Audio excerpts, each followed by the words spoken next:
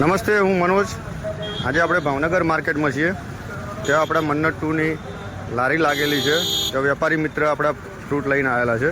તો આજે એમનો લાઈવ રિવ્યૂ લઈશું કે એમને આ તરબૂચ કેવા લાગ્યા અને કસ્ટમરની ડિમાન્ડ કેવી છે. તો જાણીએ વેપારી મિત્ર જોડે. શું નામ તમારું? આસિફભાઈ. આસિફભાઈ, તમે આ તરબૂચ કેટલી વાર લાવ્યા મન્નત ટુ?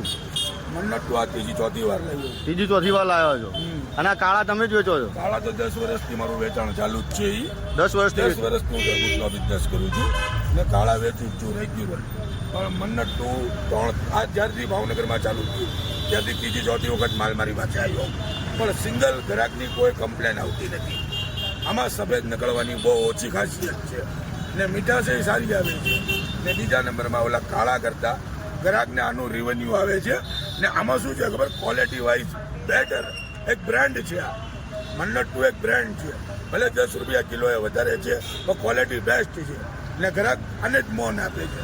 ને કોઈ ગ્રાહકની અત્યારે લગી મારી પાસે ફરિયાદ આવી નથી.